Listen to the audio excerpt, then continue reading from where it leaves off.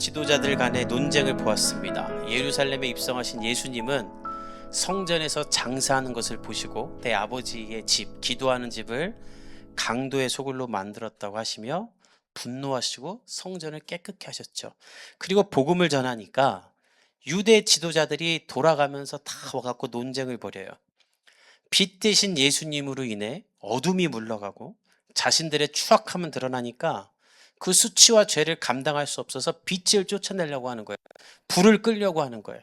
그래서 예수님을 쫓아내고자 논쟁을 벌입니다. 당신 무슨 권위로 여기서 말씀 전하냐?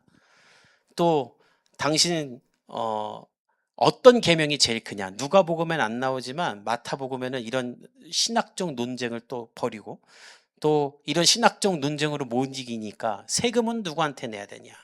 마지막으로 지난주 부활 논쟁까지 계속 논쟁을 벌이면서 예수님을 쫓아내려고 하는데 그 지혜를 이기지 못해요. 그런데 그렇게 모든 논쟁을 다 이기고 나서 오늘 예수님이 먼저 논쟁을 거세요.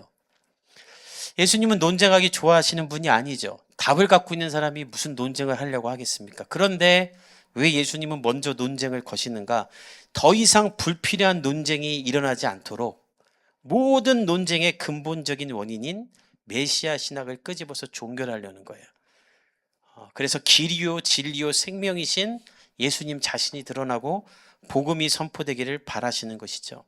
예수님을 믿고 예수님을 바라보고 예수님을 만나면 인생의 논쟁이 사라지기 때문에 예수님은 그걸 드러내시는 거예요. 사랑하는 성도 여러분, 오늘 이 말씀과 또 예배와 기도를 통해서 여러분의 인생의 논쟁이 사라지길 축복합니다. 인생의 논쟁과 고민과 갈등으로 가득한 사람들이 있어요. 늘 어떻게 해야 되나, 자신 인생에 확신이 없고 두려움과 막연함만 있는 사람들이 있어요. 절대 돈이 없고 꿈이 없고 시대가 불안하고 현실이 참담해서 갈피를 못 찾는 것이 아닙니다. 예수님이 나의 구원자라는 확신이 없기 때문이에요. 여러분, 예수님이 내 안에 들어와서 예수님이 펼쳐주는 길과 진리와 생명을 만나면 논쟁은 사라져요. 예수님이 열어주는 길이 보이는데 논쟁할 게 뭐가 있어요? 고민할 게 뭐가 있어요? 예수님이 내 삶에 생명을 주시는데 무슨 갈등이 있고 좌절이 있어요? 예수님을 만나면 방황이 끝나는 이유입니다. 그래서 오늘 예배 가운데 성령께서 여러분들에게 그렇게 주시는 은혜가 있기를 간절히 바랍니다. 그 마음으로 우리 말씀을 나눠봅시다. 41절 읽어봅시다. 시작. 예수께서 그들에게 이르시되, 예수님은 자신이 메시아임을 증명하기 위해 단도직입적으로 질문합니다. 어찌하여 사람들이 그리스도를 다윗의 자손이라고 하느냐? 이 자손이란 말이 원문을 보면 어떤 한 사람의 후손을 말하는 것으로, 당시 모든 유대인들은 메시아가 하나님과 동등한 분, 성육신에서 신이 인간이 돼서 온 분으로 생각하지 않고 그냥 다윗의 가문, 위대한 가문에서 하나 난 사람이 날 것이다, 탁월한 정치인이 날 것이다 라고만 생각했어요. 그 생각이 너무 확고하니까 예수님이 죽은 나사로를 살리고 바디메오를 고치고 오병이어를 행이고 권위 있는 복음을 전해도 예수님을 메시아로 믿지 못해요. 왜냐하면 우리가 원하는 메시아는 다윗이라는 아주 그냥 탁월한 가문, 위대한 가문에서 나오는 한 정치인을 원하는 거지, 가난한 사람, 창녀와 세니와 어울리면서 다니는 사람을 원하는 게 아니에요. 이들이 원했던 건 로마를 무너뜨릴 만한 지도력과 용기와 정치적 권력을 가진 좋은 가문에서 나오는 사람이지, 예수와 같은 나사렛 출신의 목수를 원하는 게 아니기에 끝까지 받아들이지 못하고 죽이려고 하는 거예요. 왜냐하면 내 안에 가득 차 있는 잘못된 메시아가 있기 때문에. 여러분, 자기 생각으로 가득 찬 것이 이렇게 위험한 것입니다. 교회도 자기 생각이 강한 사람들이 하나님을 만나지 못하고 하나님의 음성을 듣지 못해요. 하나님이 상황으로 말하고 말씀으로 말하고 예배줄에 말하고 사람을 통해 말하고 성경을 통해 말하는데 못 들어요. 들어도 못 봐요. 왜냐하면 내 생각이 가득 차 있어서. 이 종교 지도자들 보세요. 예수님과 논쟁하면서 그 지혜에 놀라지만 예수님의 말씀을 듣고 인정하지 않아요. 왜냐하면 내 생각이 가득하기 때문에. 이게 종교인들의 특징입니다. 여러분, 종교인들은요, 교회는 다녀요. 이따가도 말하겠지만 말씀도 들어요. 그런데 깨닫지 못해요. 종교 생활만 하는 거예요. 따라서 여러분들 가운데 기도해야 될 것이 있어요. 매일 하나님, 제 생각을 무너뜨려 주십시오. 하나님 내 자아를 무너뜨려 주십시오. 그리고 나보다 하나님의 생각이 크게 해주십시오. 그렇게 고백할 때 하나님의 역사가 내 안에 시작돼요. 예수님은 그 일을 행하고자 오늘 이들의 고정관념이었던 다윗의 후손으로 인간으로 올 예수에 대한 생각을 깨트리시는 거예요. 42절 43절을 읽어봅시다. 시작. 시편에 다윗이 친히 말하였으되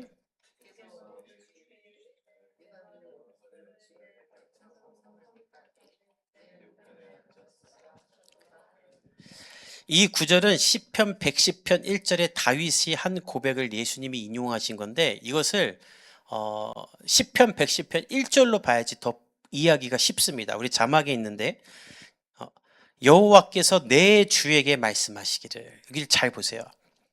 다윗의 주님은 여호와죠. 근데 여호와께서 내 주에게 말했대요. 또 다른 나의 주님에게 말했대요. 이 주가 원문을 보면 주권자 우주의 통치자인데 다윗의 주권자 우주의 통치자는 여호와인데 여호와께서 또 다른 내 주에게 말씀하셨대요. 이 내 주가 그리스도 예수님을 말하는 것이죠. 다윗은 이미 오래전에 성령으로 충만하여, 마태복음에 보면 예수님이 다윗이 성령으로 충만하여 이 말했다고 했는데 성령께서 다윗을 깨닫게 하사 하나님뿐만 아니라 그분과 동등한 하나님의 아들 예수님을 깨닫게 하셨고 다윗은 그 예수님으로 말미암아 원수들이 예수님의 발판이 되게 하겠다.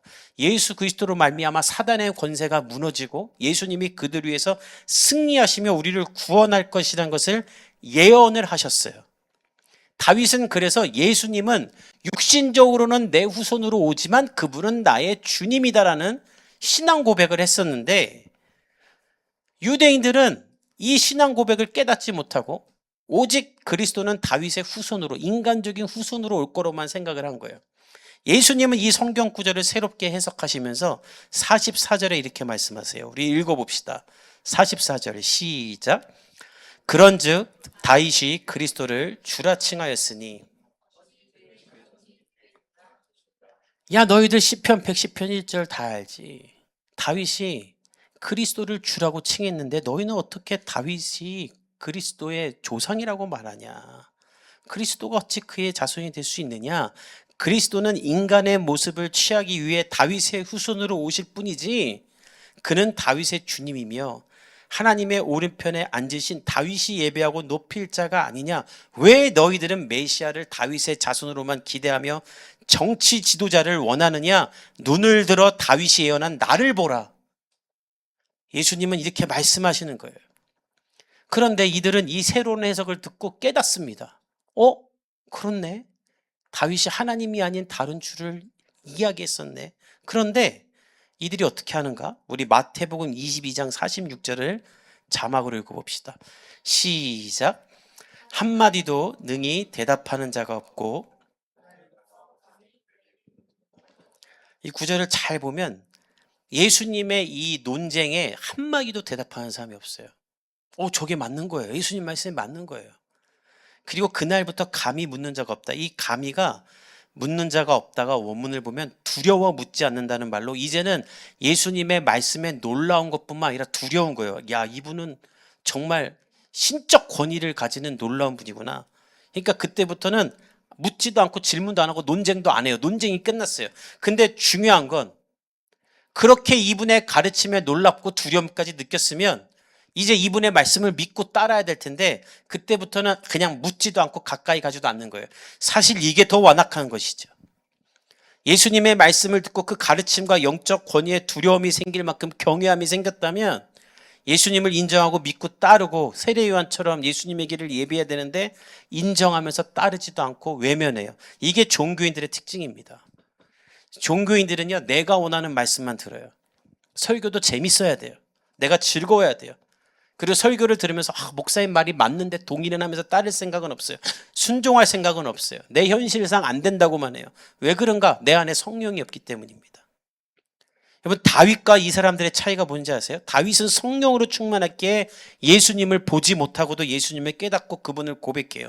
그러나 종교 지도자들은 머리로, 지식으로, 경험으로, 교회 오랜 다닌 것으로만, 종교인으로만 살았기 때문에 예수님의 말씀을 들어도 깨닫지 못해요.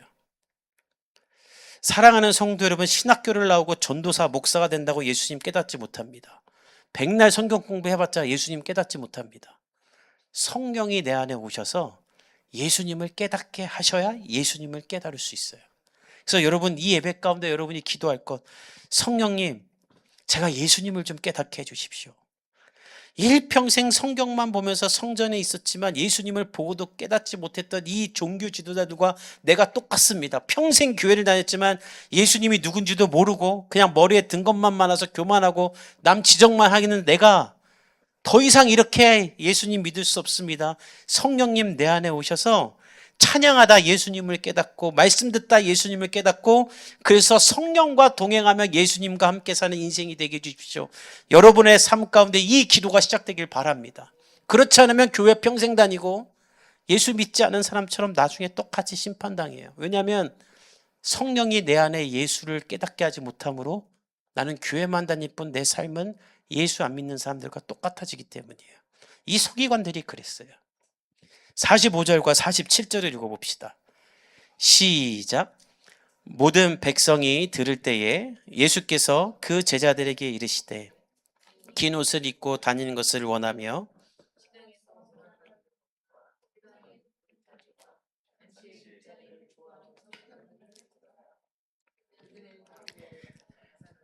외식으로 길게 기도하니 그들이 더 엄중한 심판을 받으리라 하시니라. 예수님은 많은 사람이 있는데 자리에서 논쟁을 벌이던 서기관들처럼 되지 말라고 하십니다. 22절에 보면 22장에 보면 제자들이 누가 더 큰가 갖고 싸우거든요. 제자들도 이때 성령으로 충만할 때가 아니기 때문에 예수님의 말씀을 다 못 깨달은 거예요. 그러니까 제자들이 나중에 왜 예수님 다 배반하는가? 예수님을 3년이나 따라야 됐지만 그 안에 성령이 없으니 예수님을 깨닫지 못해요. 그리고 서기관들처럼 되려고 했어요. 그걸 아셨던 예수님이 너희 서기관들처럼 되면 안 된다. 긴 옷 입고 다니고 시장에서 문안 인사 받고 회당의 높은 자리에 앉으려고 하지 말아라.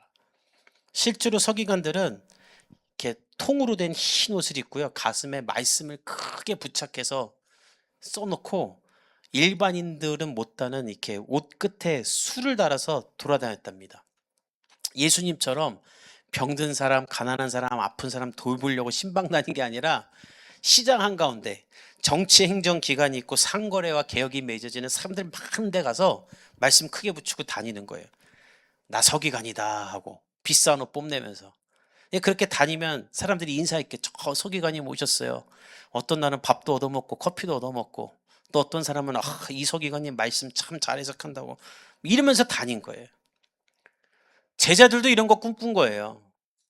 예수님은 너희 그런 거 꿈꾸지 말아라. 그건 나를 따르는 삶이 아니다. 내가 언제 시장 한가운데 다니면서 그렇게 한 적이 있느냐. 또 회당의 높은 자리와 잔치의 윗자리 좋아하지 말아라. 유대인들이 모이던 회당 안에는 설교자들이 앉는 높은 의자가 있었답니다. 여기가 회당이면 여기에 높은 의자가 하나 있었는데 그걸 모세의 자리라 했대요. 거기 앉아서 말씀을 전하는데 거기 앉으면 모세와 같은 권위가 생긴다라고 했대요. 그래서 서로 거기 앉아서 말씀을 전하려고 했대요. 그러나 모세가 가졌던 권위는 하나님께로 받은 것이지 성령으로 받은 것이지 그 의자가 준 건 아니지 않습니까? 근데 그들은 이 의자를 원했던 거예요. 제자들도 누가 그렇게 높은 자리에 앉냐 갖고 싸우죠. 예수님은 그걸 지적하면서 하나님을 높이기 위해 사는 사람이 되어야 하지 내가 높아지기 위해 사는 사람 되지 말아라. 이들은 이렇게 살기 위해 과부의 가산을 삼키며 외식으로 길게 기도한다. 이 삼키다가 뭐가 없앤다는 뜻인데 남편을 잃은 여인이 유산을 어떻게든 받아야 되잖아요. 근데 여러분 것처럼 과부들은 유산을 못 받으니까 어떻게 이거 방법이 없을까 하고 의논하러 서기관을 찾아갔답니다. 그럼 서기관들이 이 가난한 여인을 돌봐주면서 어떻게든 뭐라도 받을 수 있게 해줘야 되는데 내가 도와줄 테니 수수료 내라고 그러고 그 없는 여인에서 돈 더 뜯어내고 재산을 뺏기도 했대요. 그렇게 집어삼키면서 흰옷 입고 돌아다니면서 자기 재산을 불리고 인사받으러 다니고 예수님은 말하는 거예요. 이런 사람은 더 심판받는다. 왜냐하면 하나님을 경멸하는 자만이 할 수 있는 일이기 때문에 과부의 돈을 삼키면서 경건한 척하고 기도는 길게 하는 것. 하나님이 이런 사람을 가만두시겠습니까? 예수님은 그들은 더 엄중한 심판을 받을 것이다. 너희는 절대 서기관처럼 되지 말라. 대신 너희들이 본받아야 될 한 사람이 있다. 바로 1절부터 4절에 나오는 한 가난한 여인이에요. 오늘 우리의 설교가 핵심은 여기에 있어요. 오늘 우리가 이 여인을 배우고 싶은 거예요. 우리 먼저 1절에서 2절을 읽어봅시다. 시작. 예수께서 눈을 들어 부자들이 헌금함에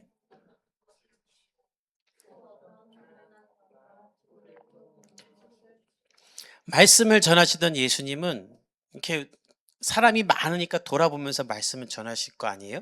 근데 오늘 여기에 보시고란 말씀이 우연히 눈에 들어온 장면을 말하는데 성전 안에서 말씀을 전하시다가 우연히 헌금 넘는 사람들을 보게 된 거예요. 근데 거기서 부자들이 헌금을 내는데 성전 안에는 헌금함이 목적에 따라 13개가 있었답니다. 나팔관으로 된 거. 그러니까 거기에 이제 동전을 넣으면 따ቅ따ቅ따ቅ 소리가 나니까 이렇게 부자들은 동전을 많이 넣겠죠. 그 우리 옛날에 오락실에서 동전 이렇게 뽑아보면 동전을 많이 뽑으면 10,000원 뽑으면 막 탁탁탁탁 나오고 1,000원 뽑으면 10개 탁 나오고 날잖아요. 헌금 내는 소리를 듣고 헌금 얼마나 낸지 다 아는 거예요. 부자들은 그냥 탁탁탁탁 냈겠죠. 그런데 그 옆에 너무나 가난한 여인이 와서 2렙돈을 냅니다. 동전 2개인데 이 렙돈은 유대 화폐의 최소 단위야. 가장 가치 없는 돈, 가장 낮은 돈인데 이 가치가 너무 없으니까 최소한 2렙돈은 헌금 내라 해가지고 헌금의 최소 금액이 2렙돈이었대요. 근데 이 여인이 이 2렙돈을 갖고 와요. 동전 땅그랑 땅그랑 2개 났겠죠, 소리가.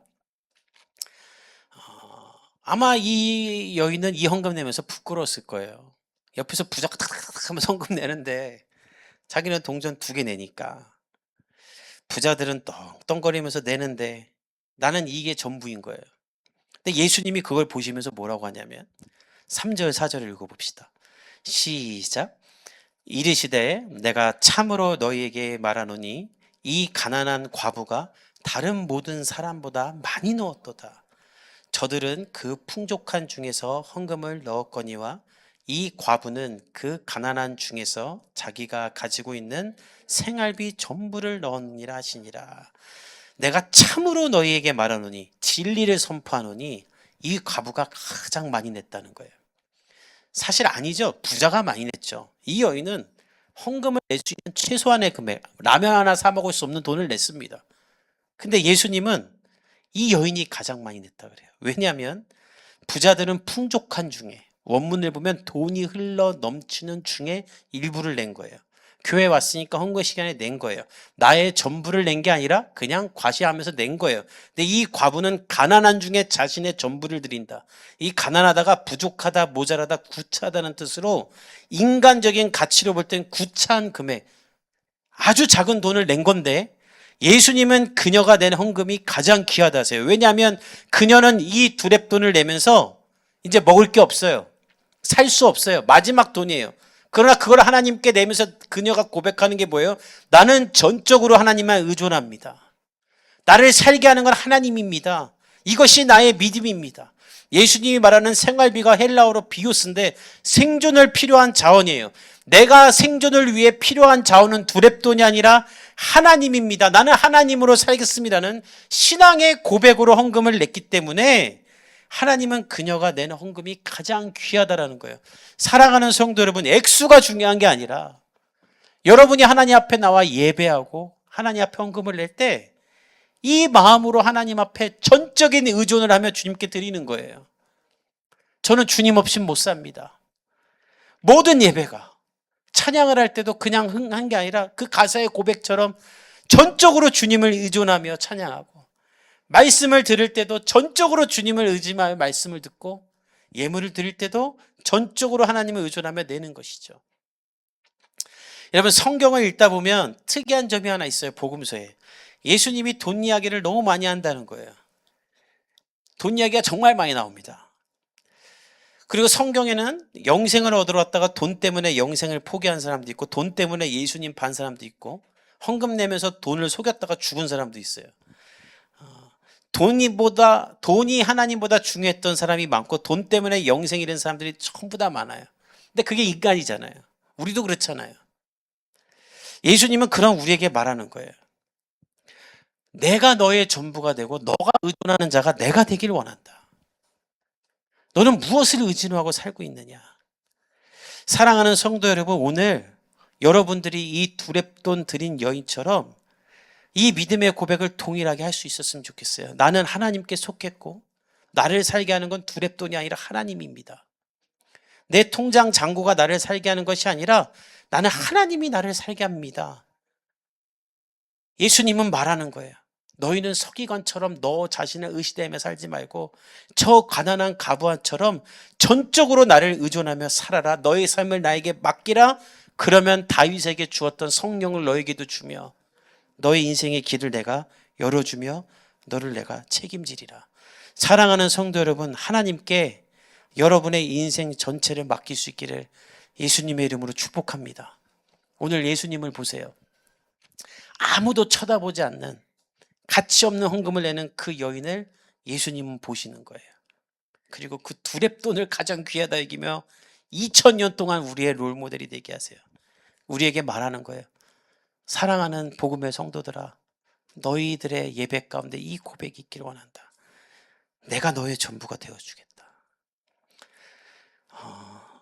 설교를 준비하면서 팀 켈러 목사님의 책에서 이런 글을 봤어요. 데이비드 폴리슨이라는 분이 한 말인데, 하나님이 각 사람의 심령에게 던지는 가장 기본적인 질문은 이것이다. 예수 그리스도의 외에 마음으로 신뢰하고 몰두하고 충절하고 섬기고 두려워하며 기뻐하는 것, 이것에 대해 예수님 외에 다른 사람이나 무엇이 소유권을 보유하고 있진 않느냐.